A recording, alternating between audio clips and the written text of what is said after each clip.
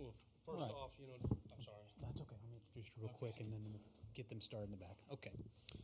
Good afternoon. Welcome to the 2025 SEC Baseball Tournament Postgame Press Conference, joined by Mississippi State Bulldogs, represented by head coach Justin Parker, along with designated hitter Noah Sullivan. In a moment, Coach will give an opening statement, and then we'll take questions just for Noah only, please. And Caitlin and Jake are passing wireless microphones. When you get the microphone, introduce yourself and ask your question to the player. Coach, if you give us an opening statement, please. Yeah, just disappointed. It feels like we've played playoff baseball now for about a month, and to come out early and not make enough pitches and plays in the second and third inning, put ourselves at that deficit. It felt like it almost took that 2 innings to get their guy settled in, and I don't know if he missed a spot after the second inning. So almost like momentum kind of ceased to exist there, and they had all of it, and it just made it hard for us to scrape back in. All right, we'll take questions for the players, starting the first row on the right. Robbie Falk with Merton White Daily. Noah, you've played a lot of baseball, and you can have days like this. Even when y'all had the last 9 out of 10 games been really, really good. I mean, what's the mood like around the team, and how do you flush this and get ready for postseason ball? I mean, we still have our best ball ahead of us. Luckily, it's frustrating because we played really good the past 3 weeks to a month, but we get back to it, back to practice once we get back. On the right. Steve Robertson with Gene's Page 247 Sports. No, along those lines, too, I mean, you've got some more baseball to play in front of you, so I'm sure it makes it a little bit easier to flush it. But how eager are you guys to kind of get back to Starkville, figure out where you're going, and start game planning for a regional? Yeah, we're excited. It sucks that we ended this so shortly because everybody says it's so much fun. Didn't get to experience that, but we just came out super flat and didn't play well enough. On the right, second row. Doug Kyle, College Baseball Central. Noah, when you heard or you learned that Prager was starting for A&M, was that what you were expecting? Did it change the way you approached the game going in? I mean, I was pretty excited for it. We've seen he's been hit around pretty good, but they got a lead, and he just didn't miss spots once they were up 6-0, 8-0. In the center of the room. Sam Sklar with the Clarion Ledger. Noah, in those second and third innings when defense wasn't as great and you guys started to fall behind, how hard was it maybe to recover? What were maybe some of the messages you guys were talking about in that time? We just had to keep playing. We had to find a way to scratch a couple because it was only the second or third inning, so we were fine. We were just unable to because Prager was so good. Third row on the left. Matt Tallery from World Baseball Network. Noah, how does it feel to have a guy, like Powell that just works with the pitching staff? I know today you guys shelled off a little bit. McPherson didn't do well. How do you just feel about what you guys can accomplish next week if you guys get into the regionals? Yeah, it's exciting. We have one of the best offenses in the country. We have a bunch of really good players in the clubhouse and a lot of leaders. So we have a lot of our best ball ahead. Just get back home and back to work. Toward the back on the right. Carlo Barone, WCBI TV. Noah, obviously you guys have had a big offensive firepower the last month. Kind of came up a little short today. What were they doing well defensively that kind of, I guess, shut you guys down today? Yeah, they had a really good game plan. Prager was really good. He had all 3 pitches working, and he'd sneak in a heater there whenever we were on the slider or the changeup. So he just had a really good game plan and executed. More for Noah. Front row on the right. Yeah, this game notwithstanding, y'all been red hot at the plate, and especially Ace, and you, Ace, both had 2 hits today. What's it like hitting behind him right now? And I mean, he's been pretty consistent all year, but just at this moment when he has 5 straight games of 2 or more hits and right at the top of the league in most categories, and what's it like hitting behind him? Yeah, it makes it really easy for me. They don't want to pitch to him, so they'd rather throw to me. And luckily, I have Hunter Hines behind me as well, so it's pretty fun to be sandwiched in between those guys. Any more for Noah? If not, Noah, thanks for your time today. Good. Thank you. You have one more? Got one more. Okay, sorry about that. It's all good. Con Dams Commercial Dispatch, with a couple days off now, what's important to spend those days doing, kind of resetting before you find out what's next on Monday? Yeah, getting everybody with their nicks and bruises back on their feet, ready to go, get in the weight room, and then get back to it. We got a lot of baseball left to play. Thanks for your time, Noah. Thank you. All right, questions for Coach. We'll start over here on the right. Coach, you've been playing pretty sound defense and pitching well for the most part. What was wrong in that second inning from what you were able to see? What do you think went wrong there?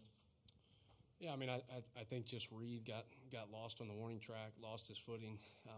And leadoff outs are so important, and the inning could go a completely different way. And we didn't make enough pitches there in the middle of it. I think Gatlin's made that play to his left dozens of times this year. So, I don't know that it's anything fundamentally. His feet got tangled, and they get runners, and we didn't handle it. Along those lines, too, it should have been 2 outs. Instead, you got 2 men on base and nobody out. You went out there and tried to settle, I guess, the defense and McPherson. What was kind of your message to it? That's a freshman in a big spot right there against a really good offense. Yeah, just that he doesn't need to be a hero here. We don't need to try to scrape out of this thing completely. Give up 1 or 2, but let's keep us in the game. And sometimes I think guys end up trying to strand everybody, and you end up making big mistakes. And then, of course, you roll around to one of the best power hitters in the league with the bases loaded, and that was a pretty defining moment of the game. So just to calm him down, just try to get him to continue to make pitches. I thought he pitched pretty good, but again, just momentum and the fragility of this game. Like you have to play complementary baseball, and he's got to do better. He's got to make more pitches, and we got to help support him. In the center on the second row. Justin, just how concerning is this performance as the last one before you go into the NCAA tournament? Well, I'm not concerned. It's the game of baseball. We've played great for a month. We've been unbelievable early in games offensively. We've scored in the first inning for what seems like 2 to 3 weeks straight. I really did think once they got the 6-run lead, I thought Prager really did a nice job of settling in, and I'm not sure he missed a spot after the second. And he mixed pitches. He made it really tough. The guy is a veteran pitcher in our league. He might have been the best pitcher in our league last year. And you got to tip your cap to that type of performance, but not concerned. Like Noah said, we'll get back home, we'll recommit to the weight room, take these next couple of days off, and try to catch our breath, and then just continue to prepare and move forward. The second row on the right. Yeah, Coach, continuing on that thought, it's been hard for any team in the SEC this year from the top down to sustain success for a very long time without the pendulum going back the other way. So when you get back to Starkville, what's your message or what's your strategy to push the pendulum back to the other side? Well, we just got to get back to work. Really, we got to prepare and get back to work, and probably the front end of this week looks like taking a day or 2 off. Just let everyone catch some breath, rest up, heal any injuries. We're starting to get some guys back healthy on the mound. I thought Dane Burns and Charlie Foster are a really bright spot today. Catch our breath early in the week and then get back to work this weekend. On the fourth row on the right. Mitch Davis to MitchDavisShow.com. Coach, I do want to ask you, when you found out that Pranger was going to be the starter for Texas A&M, was there any discussion about changing McPherson and maybe going with somebody else? And what went into the decision-making to make McPherson the starter for today? Well, I felt like he was our best available guy. So, no, there was no conversation. We were sticking with him regardless of the matchup. Toward the back of the room on the right. Carlo Rowan, WCBI TV. I actually had a very similar question. When you went into crafting the pitching lineup for this week, what factored into your decision to start a freshman on the first day, and also what would, I guess, the rest of the week look like? Well, it's irrelevant now, but Pico Khan had started on short rest the last 3 weeks. So 2 weeks ago against Kentucky on a Saturday, he went Friday the week before, and then last week went on Thursday. So he was up short rest all 3 weeks. We felt like he was a non-option to move up another day. All 3 of the guys threw bullpens, light bullpens yesterday, anticipating us playing the game last night. They would have all been available tomorrow. And the thought and the hope was that Ryan came out and kind of did what he did in the first and moved the ball around and kept him off balance. And I love the kid. I think he's got big-time stuff. I don't think he was the beneficiary of a ton of luck today, albeit some of it was his own doing. But, he was our guy there, and I'd start him again. First row on the right. Coach, you mentioned getting Foster back and a couple other guys back. Heading to the regional, what's the prognosis for Hungate, and do you expect to be full strength everywhere else? Hungate, I'm not sure yet. He's progressing, and we just got to see kind of how far he can get. Every day it's a little bit better. The rest of them, I think, for the most part that you've seen, I think are continuing to get better, more experienced, trying to get pitch counts up and things of that nature, trying to get volume up. So, I thought that the 3 weekend starters had as collective of a good pen week as we've had all year this week. So we're hoping all those guys are rested up and ready to go too. Okay, last one for Coach on the right. Kind of on that same vein there with your guys you've added, Charlie Foster. You basically added a free agent there late in the year with what he's got. What have you seen from him the last 2 appearances, and what does a guy like that add to your staff now moving forward? Well, you have another left-hander with a ride fastball. I mean, which is huge, especially facing a lineup like we faced today. I thought he was much more comfortable today than he was probably last Saturday. And that's just going to come with time, getting him out there, getting him experienced. I think you add a left-handed ride fastball. I think you have a guy that could potentially start a Game 4 in a regional. I think you have a guy that can come out of your pen and fill a spot and be a matchup guy. And I thought Dane Burns was equally as good. Kind of different stuff, lower slot, sinker, slider type guy. But you have 2 lefties that are going to present left-on-left matchups if nothing else. All right, Coach, we appreciate your time today. Good luck the rest of the way. Thanks.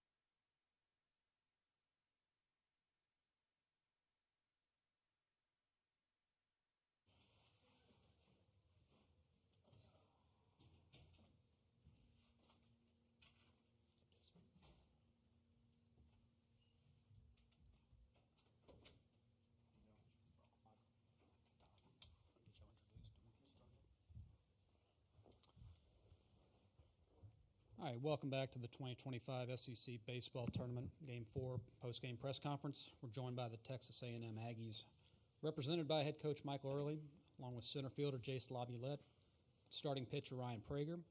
In a moment, Coach will give an opening statement, and then we'll take questions just to the players only, please. There's wireless microphones in the room, so please wait to be called upon before asking your question. Coach, if we can get an opening statement from you. Yeah, we can get right into it. Let's get right into it. Any questions for Jace and Ryan? Please let me know. Front row on the left. If you could address the players.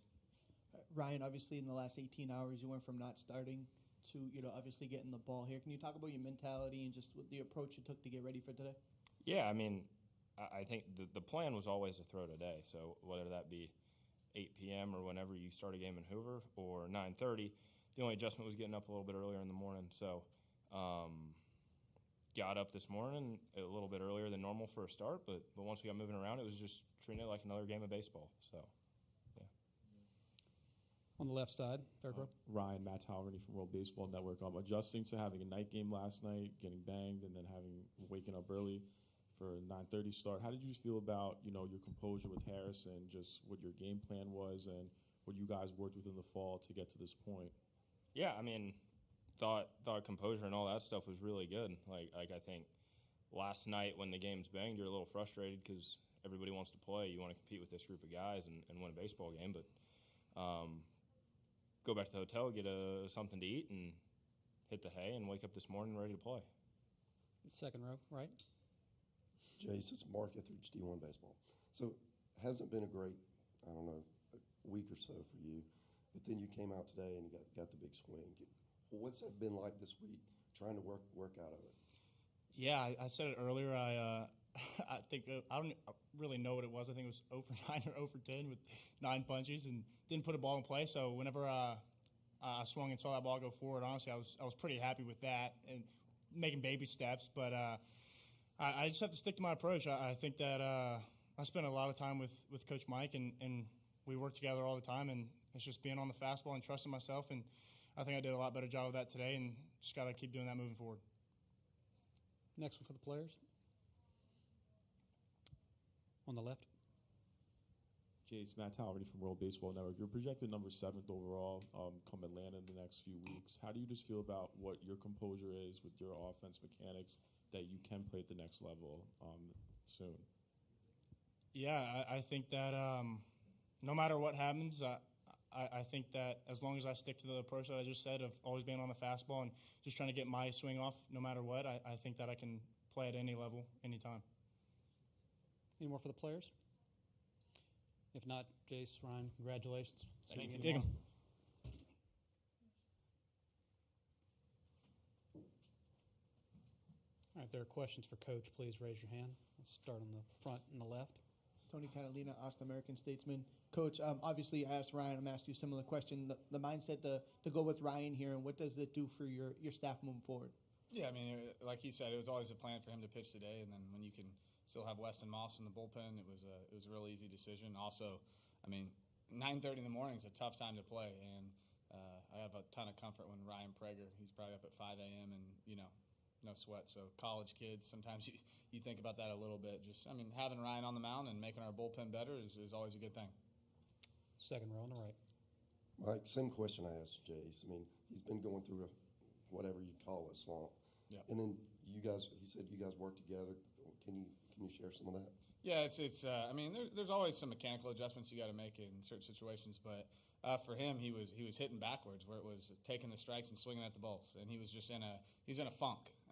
Period. And sometimes that can roll downhill and snowball quick, and that's what it did to him. But it's just constantly staying on him, trying to pump him up a little bit, giving an approach, stick to an approach, trying to drive fastballs in the left center gap. And when you stay on something like that, you get an off-speed pitch like he did, you can stay on it. I thought it was a great at-bat for him, just the circumstances where he's been. And just in baseball, whenever you see a foul home run, I mean, you just feel like a strikeout. It's just kind of a baseball thing. So for him, the whole situation was good, and just putting the bat on the ball. And I thought he had really productive at bats, not just the home run. Third row on the right. Laura McGill, ESPN Gainesville. Coach, knowing you guys are playing to keep your season alive, does that make things any easier as far as playing more loose or with a nothing to lose mentality? Yeah, I mean, it's tough, right? I mean, I got a lot of care in that locker room, and a lot of guys that love playing for Texas A&M and love this team. So baseball's tough, and tournament setting, you got to kind of find a vibe or a feeling where you get going. And I like what they did today. Now it's easy like that when you got a pretty decent lead to stay like that. So it's just going to keep our mindset playing one pitch at a time and playing pitch to pitch. And we all know there's a lot of stakes on the line for us, but we've had our back against the wall all year, and a lot of that's been whether it be injuries or a lot of self-inflicted. So we're used to this, and we're going to continue pushing. More for Coach in the front row on the left. Coach, we had talked about this year, like at times they'd be pressing in the lineup. Obviously, the production was there. What did you see from your guys that may have been different than what you had seen lately? We controlled the strike zone and swung at the pitch we're supposed to swing at. And that's not always going to be in your favor because hitting is hard. But for the most part, I thought we did a really good job of swinging at strikes, taking balls, and passing it to the next guy. And we had some situational stuff that we executed well. We executed a bunt the way we were supposed to, and got guys in when we needed to. And that's what you got to do, especially playing at a park like this, where it's not really conducive to home runs except for right field. You just got to stay on baseballs and get on base, and they did a really good job of that. Mark on the second row. With how Lampkin pitched his last outing, is he ready to come back? And if so, what does that mean for you guys going forward? Yeah, I think we're gonna take a look at it, but I mean he's on 6 days, so I think there's a pretty solid shot you'll see him tomorrow. But we're just gonna meet with him and make that decision later on today. Back to the front row on the left. We had talked about what the changes to the pitching staff was with the postponement. We saw Caden Sorrell game time decision. What's it look like for him moving forward? He'll be a game time decision every single game. On the right side, third row. Coach, how would you say that your mentality has shifted going to this tournament this season as head coach compared to last season? Not much. I mean, I never wanted to win any less than I do right now. So I mean, or more, whatever. I've always want to win. I hate losing, period, and I want to win every single game, no matter what the stakes are. I've been in this tournament where we've been in the tournament.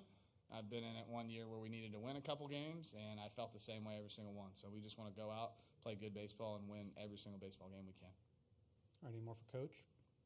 If not, Coach, thanks for your time. We'll see Thanks, you guys. tomorrow.